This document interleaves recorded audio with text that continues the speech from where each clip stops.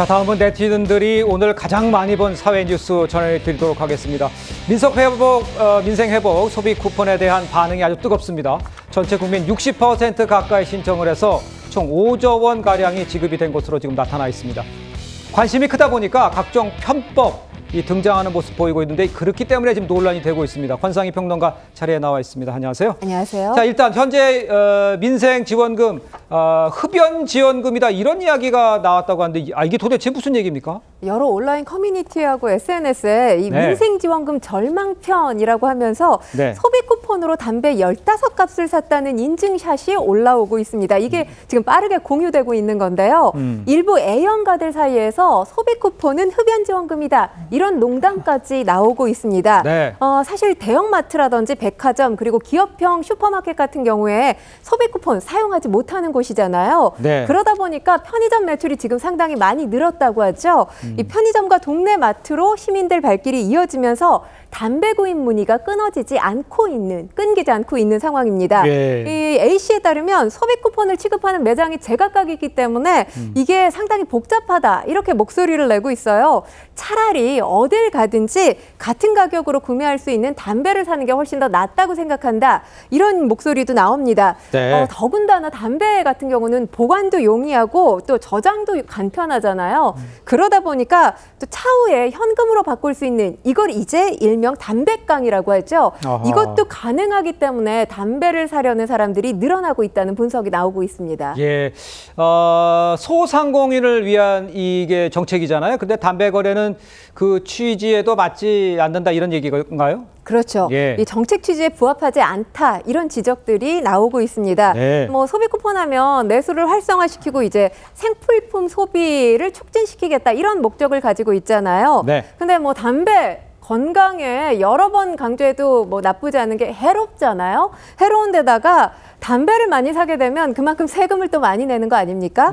거기에 마진율을 생각해 볼 필요가 있어요. 이 담배 마진율이 5% 수준입니다. 보통의 생필품이라든지 일반 상품 같은 경우는 마진율이 20~30%거든요. 그에 비해서 굉장히 마진율이 낮다고 볼 수 있죠. 그러다 보니까 편의점에서 담배를 많이 팔기는 합니다만 뭐 편의점 점주들이나 이제 작은 가게 이 사장님들 사이에서는 이 담배가 아무리 많이 팔아도 남는 게 없다 보니 애물단지 취급을 받고 있는 그런 상황이에요.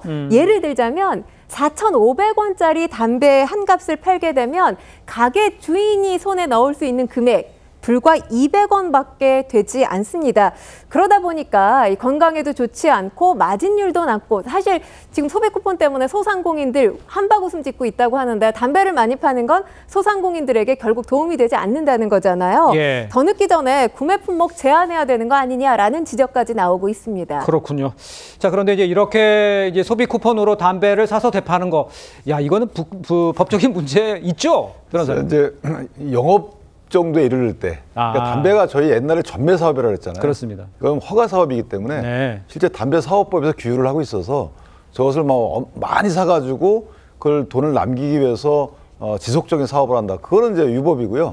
다만 한두 갑을 친구에게 비슷한 가격을 받고 판다. 이거는 이제 저희가 법으로 유일한 영역을 벗어난 부분이라고 생각합니다. 그렇군요. 얼마 정도 파느냐가 그게 관건이 되는 모양이군요. 자, 일단 소비 쿠폰 지급 규정에 대한 허점도 지금 드러나는 것 같습니다. 편법으로 3만 원을 더 받았다 이런 후기가 올라오기도 했다는데 어떤 방법을 써서 더 받았다는 거예요? 보통의 경우 이사를 하게 되면 바로 하는 게 전입신고잖아요. 그렇습니다. 이 소비 쿠폰 때문에 전입신고를 늦췄다는 사례가 전해지고 있습니다. 최근에 세종시에서 서울로 이사 온 20대 A씨의 경우 일부러 주소를 세종시에 그대로 유지를 했다고 해요. 근데 수도권의 경우는 15만 원을 받을 수 있지만 비수도권은 플러스 3만 원이 더 추가되잖아요.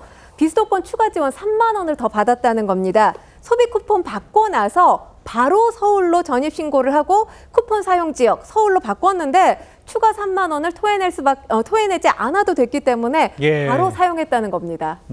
그렇군요. 자, 반대로요. 이 주거지가 명확하지 않은 사람들 소비 쿠폰을 받게 됩니까? 못 받게 됩니까? 받을 수가 없습니다. 아, 그렇습니까? 소비 쿠폰 신청과 사용이 기본적으로 주민등록지 또는 이 전입신고를 완료한 주소지를 기준으로 하고 있기 때문인데요. 예. 그렇기 때문에 주소지 신고를 명확하게 해두는 게 중요합니다.